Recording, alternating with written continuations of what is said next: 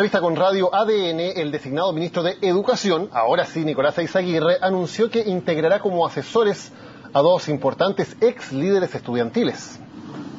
Se trata del expresidente de la Federación de la Universidad de Chile, Rodrigo Rocco, 2 veces además presidente de esa federación, y también el expresidente de la Federación de Estudiantes de la Universidad Católica y ex coordinador nacional de Revolución Democrática, Miguel Crispi. Este último estaría analizando la propuesta. Tras conocerse la noticia, desde la CONFECH y la FECH pidieron que la política del próximo gobierno sea de apertura. Para levantar campañas presidenciales sin estructura de partido, sin estas organizaciones que tradicionalmente son las que soportan.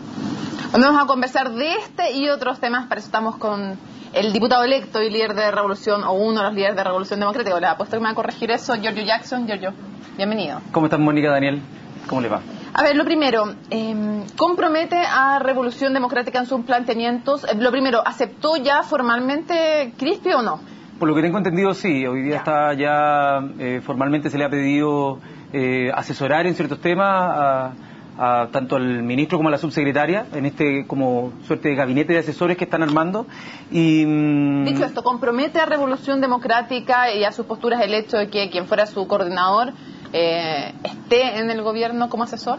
No, en absoluto. O sea, nosotros tomamos una postura en el Congreso Estratégico, el último Congreso Estratégico que tuvimos después de la primera vuelta electoral, y en esa oportunidad nosotros definimos que cada persona que ha libertad para poder asumir cargos como estos, si bien no formamos parte de la nueva mayoría de la coalición gobernante, estamos felices de aportar en las distintas áreas para poder hacer que nuestras agendas, que hay muchas que pueden ser coincidentes, otras que todavía están por dilucidarse, podamos aportar en esa dirección, y me parece una muy buena noticia tanto de Rodrigo y de Miguel, que puedan ayudar, colaborar en esta materia, no solo porque los conozco, sino también porque están muy capacitados técnicamente, ambos con maestría, uno en educación, el otro en políticas públicas, y también porque tienen criterio político y tienen un historial que también avala su compromiso con la educación pública. Ahora, Miguel Crispi no es cualquier persona dentro de la Revolución Democrática, tiene un liderazgo muy importante, y también asesorar al ministro de Educación no es cualquier cargo. ¿Esta designación específica se discutió dentro de Revolución Democrática? ¿Es una decisión colectiva finalmente formar parte del Ministerio de Educación? No, la decisión colectiva, como te decía antes, Daniel, tiene que ver con que cada uno de los miembros, en función de que se vayan ocurriendo estos distintos tipos de solicitudes en equipos técnicos, en equipos de asesoría, nosotros tenemos una especie de mandato colectivo a aportar en esa agenda, y cada uno hace el razonamiento interno, le preguntará a una o dos personas, oye, ¿qué te parece? Tendrá criterio para poder asumir una tarea tan difícil como esta, y habla bien también de no solo de Nicolás Eyzaguirre, sino sobre todo también de Valentina Quiroga, el hecho que puedan incluir personas que no son oficialistas dentro de los asesores más cercanos a la cartera tan importante como de educación. ¿Es solo un intento de aportar, o hay también, sacándole un poco de ingenuidad al cuento, un intento de, no sé si cooptar, pero al menos disminuir las críticas desde el sector estudiantil?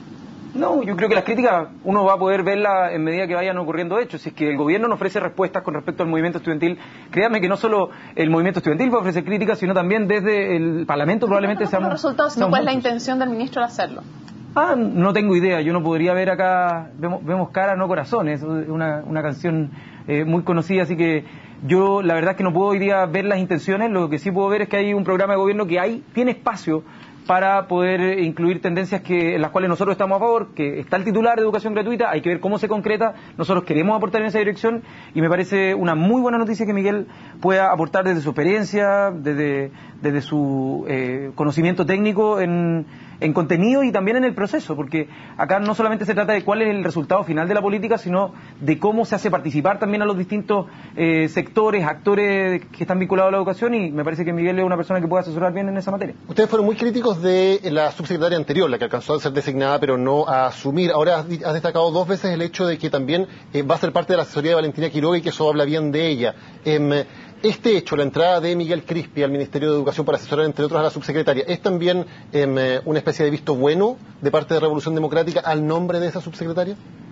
Yo lo dije desde el comienzo, no se ha discutido si el nombre, vamos a ver qué nos parece Valentina Quiroga y todos votan, no, pero Valentina Quiroga es una persona que ha participado en distintas instancias con el movimiento estudiantil, con Educación 2020, yo la conocí en esa misma instancia y al menos a mí me da bastante confianza lo que pueda hacer ella. Yo tengo bastante expectativa en el rol que pueda jugar ella dentro del Ministerio de Educación, donde se van a enfrentar distintas posturas, y yo espero que sobre todo hay una apertura a que las visiones que han venido surgiendo en los últimos años puedan puedan ir primando y no una política educacional que ya lleva más de 25 o 30 años sin conseguir los resultados que se prometían. Así que el giro en términos paradigmáticos de educación, para que pase de ser de privilegio a derecho, para que pase a ser de negocio a un tema que no sea negocio, sino que sea el objetivo, la educación de calidad, espero que esté en el centro. ¿La presencia de Crispi es una garantía en ese sentido? Nunca va a haber garantía, ni que yo esté en el Parlamento, ni que Camila, ni que Gabriel. Yo no creo que hayan garantías en esto. Todos son apuestas. Apuestas personales, apuestas colectivas. Y en este caso, yo también creo que Miguel debe haber tomado una decisión de decir, bueno, acá hay una oportunidad política, venimos marchando desde el gobierno de Michelle Bachelet anterior, por reformas en educación, tanto básica como media y superior. Así que cómo no hoy día asumir, ya está preparado, ya sacó su título, sacó su magíster. Bueno, cómo no poder aportar también desde esa experiencia a un desafío tan importante como tratar de construir un acuerdo para la educación de los próximos 20 o 30 años. Y con lo que lleva de recorrido, que es bien poco, pero con lo que le ha alcanzado a escuchar, el ministro Izaguirre, el designado ministro Izaguirre, ¿le parece que es una buena señal para el futuro de la reforma a la educación? Sí, o sea, para mí me habla bien de ellos que puedan incorporar gente que no pertenece al oficialismo y habrá que ver con hechos. Si esto no se trata solamente de que acá, visto bueno, nos olvidamos de la educación, eso nunca. Acá va a haber un proceso, hay asesores que nosotros conocemos, a mí me llama la atención que el nombramiento de un asesor sea una noticia y eso me parece bien porque el énfasis de la materia educacional está hoy día puesto en cómo va a ser el pequeño detalle y eso me parece que está bueno porque para el futuro, los próximos meses o incluso el próximo año, el debate de educación va a estar centrado en esos pequeños detalles que van a ir cambiando el rumbo de lo que puede ser un sistema educacional y para mí al menos, y creo que hablo por mucho en Revolución Democrática, mientras más personas vinculadas a la historia de la defensa de la educación pública estén asesorando en una cartera como educación, es mejor. Llevamos otro tema, Venezuela. ¿Se violan los derechos humanos en Venezuela hoy, sí o no? Yo creo que es indiscutible que existe hoy día represión por parte de las policías a las movilizaciones. Y hay que ser bastante justos, si es que acá en Chile nosotros cuando nos movilizamos y nos reprimían condenamos con mucha fuerza el uso indiscriminado de la fuerza por parte del Estado y de la policía, también lo condenamos afuera y yo al menos así lo he hecho reiteradas veces en las últimas entrevistas que me han preguntado. O sea, ¿sí se violan los derechos humanos hoy día en Venezuela? O sea, se reprime, no sé... Eso, no sé cómo se llama eso. ¿Es violación de los derechos humanos o no? Me imagino que sí, no sé si es que está tipificado la represión, me imagino que sí, acá también se hacía esto. Y por eso hay que rechazarlo bien tajantemente, como también existen, y muchas veces escondidos, acá en Chile se agrandaban, hoy día se disminuyen, pero existen grupos que también generan violencia, generan caos, y que como acá nosotros desde el mismo movimiento estudiantil fuimos muchos los que fuertemente los condenamos, yo creo que también vale la pena condenarlos allá. Ahora, el contexto político allá, honestamente, no es algo que esté en mi expertise, pero sin duda tienen otro clima, no sé, pues, hace 12 años hubo un intento de golpe de Estado que no fue fructífero. Los mismos quienes firmaron ese golpe de Estado hoy día tratan de arroparse la vocería, cosa que yo creo que hay legítimas demandas por parte de quienes quieren movilizarse, pero también hay que reconocer que hay un interés de ajenos a esa movilización legítima que tratan de arroparse de esta movilización para obtener un rédito político que es derrocar a un gobierno que fue electo democráticamente y que está pasando por una crisis. Es un tema que se está discutiendo en la Cámara de Diputados. Por ejemplo, el proyecto de acuerdo condenando las violaciones a los derechos humanos, si se hubiera votado después del 11 de marzo, ¿lo hubieras votado a favor o en contra? Honestamente, como esto fue ayer y ayer creo que se redactó, no he tenido oportunidad de leerlo.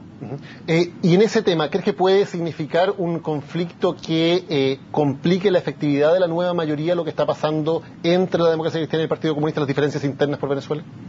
Mi opinión, no sé, estoy opinando de un conglomerado que yo creo que desde el momento que se concibió, desde ese minuto se supo que los desafíos, tanto en política interna, pero con mayor énfasis en política exterior, iba a ser sumamente difícil. Y yo creo que va a ser una constante el hecho de que existan distintas visiones y ahí la postura la tiene el Ejecutivo. No sé si dentro de las atribuciones que están distribuidas en los poderes del Estado, la política exterior no la define el Parlamento, sino que la define el Ejecutivo y ahí el Parlamento hace declaraciones y todo, pero no va a cambiar la realidad de un país por lo que haga el Parlamento y eso así es en un régimen tan presidencialista como el nuestro. Compartió la declaración de la FED que, entre otras cosas, condenaba a sectores estudiantiles venezolanos que se han puesto del lado de la defensa del viejo orden opuesto al camino que el pueblo ha definido. ¿Usted no me interpreta esa declaración? Había otras declaraciones de Federación Estudiante, la de la Católica, que yo la encontré muy acertada porque condena toda represión, así que me parece que, al igual que al menos cuando yo estaba en la Federación, hay muchas visiones dentro del movimiento estudiantil con respecto a qué métodos usar en movilizaciones, a cómo se interpretan otras movilizaciones, y me parece que ojalá eso no sea motivo de división en la demanda que ha venido siendo apoyada por tantas familias en Chile mayoritariamente, como es tener una educación pública, gratuita y de calidad para todos los hijos de nuestro país. Hablando de la educación, ¿qué le pareció ver a Evelyn Matei de profesora?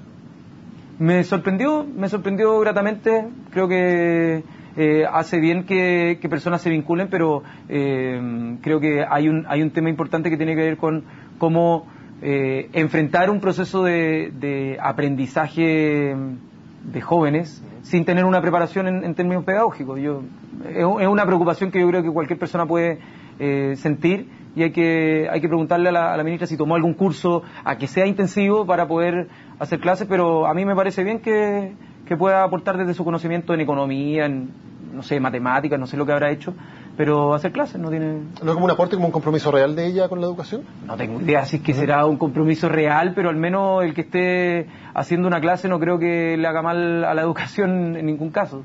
A no ser que sean quizás clases de historia donde omita que hubo una dictadura y diga que no fue una dictadura, pero si es que hace clases de matemáticas, me parece que debe tener competencia para eso. Respecto de la designada, pero aún no asumida subsecretaria de Fuerzas Armadas, Echeverría, ¿le parece que está impedida de asumir, porque los cuestionamientos no van solamente al tema de su padre, acusado de violación a los derechos humanos, sino que hay cuestionamientos de marinos en retiros que dicen que ella les habría pedido retirar querellas de tortura a cambio de ser reincorporados y tener las pensiones que ellos alegan que les corresponden? ¿Cree que comparte, por ejemplo, como Tucapel Jiménez, que dice que es insostenible que ella asuma, o cree que tiene todo el derecho a asumir? No tengo todos los elementos que probablemente Tucapel, el diputado Jiménez, que es una persona que está hace muchos años no solo viendo los temas de derechos humanos, sino que también lo vio muy de cerca por el asesinato de su padre, como para emitir un juicio tan tajante como ese, pero sin duda ella va a tener que declarar, si es que hay acusaciones, cuál fue su postura, y si es que efectivamente hubo esas peticiones, a mí me parecería que es difícil que pueda cumplir a cabalidad el cargo de subsecretario. O sea, si es cierto, si fuera cierto que ella pidió que retiraran querellas en contra de posibles torturadores a cambio de reintegrar personas a las Fuerzas Armadas, ¿le parece que si eso es cierto no debería asumir? No es, me parece difícil que ella pueda cumplir a cabalidad, pero si es que esas acusaciones fuesen ciertas, yo no las desconozco, y probablemente hay más personas que puedan tener muchos más elementos para emitir un juicio con respecto a este tópico en particular. De los miles que han surgido en las últimas 2 semanas, la verdad es que no conozco elementos de todo y tengo que ser honesto con eso. El tema que se ha tomado la discusión en las últimas horas es la desaceleración de la economía, y muchos ya están diciendo que con una economía desacelerándose fuertemente no es el momento para hacer una reforma tributaria tan profunda como ha prometido Michelle Bachelet. ¿Sería aceptable desde la perspectiva de ustedes que se modere esta reforma considerando el escenario económico que ha cambiado? Nunca un economista te va a decir o un economista ortodoxo, por así decirlo, un economista, no sé, neoclásico, un economista, nunca te va a decir que es el momento adecuado para hacer una reforma tributaria. Cuando estábamos en bonanza, tampoco era el momento, y yo creo que hay un hecho bastante importante, de que es verdad que la economía está en el punto más bajo, probablemente de los últimos 4 años. El IMASEC de enero fue de 1.6, algo así, 1.4%. Por lo tanto, eso es menos de lo que fue el último IMASEC del gobierno anterior. Entonces, es evidente que hay un problema con la aceleración de la economía, del crecimiento, pero eso en ningún caso puede suplir la justicia tributaria. O sea, hay una desigualdad en cuanto a quiénes pagan o quiénes no pagan impuestos que hoy día es insostenible. Y cuando vemos informes como el que hizo Jorrat, uno de los que está asesorando hoy día, y vemos que los más ricos hoy día pueden eludir impuestos de manera muy evidente, muy simple, generando sociedades de inversión, distribuyendo en más personas la capacidad de bajar el global complementario. Uno dice, ¿cómo es posible que esto pueda sostenerse? Y en mi parecer hay que generar una reforma que sea más progresiva que hoy, que logre recaudar más impuestos a través de la renta de capital, porque hoy día la mayoría, casi el 50% de los tributos que colecta el fisco están recolectados a través del IVA. que es sumamente regresivo. Todos conocen que el IVA finalmente le afecta más a los sectores más populares, a los sectores más pobres, mientras que el impuesto a la renta aporta mucho menos que el IVA. Entonces, mi opinión en esta materia es muy tajante. Tiene que existir una reforma tributaria para los desafíos que la ciudadanía está propiciando, y eso tiene que ver no solo con recaudación, sino también con justicia tributaria. Y si finalmente la reforma que enviara el gobierno de Bachelet por estas circunstancias excluyera algunos de los puntos, por ejemplo, no incluyera el punto del FUT, ¿tu voto estaría disponible para aprobar esa reforma? Yo creo que no solo está el tema del FUT, hay un tema también que tiene que ver con cómo los impuestos de las empresas, y esto es bien enredado, la gracia es que sea enredado para que la gente no lo entienda, pero las empresas finalmente, al final del día, después de todo el ciclo del dinero, no pagan impuestos porque solamente le prestan plata al Estado y después el que paga el impuesto es la persona natural. Así funciona el sistema de impuestos en Chile, que en ninguna parte del mundo más funciona así. Entonces yo creo que ese tema hay que discutirlo de fondo, porque finalmente privilegia a aquellas personas que tienen capacidad de ahorro por sobre aquellos que no la tienen, y eso para mí es intrínsecamente fomentar la desigualdad. Yuri Jackson, muchísimas gracias por habernos acompañado en CNN Chile. Muchas gracias.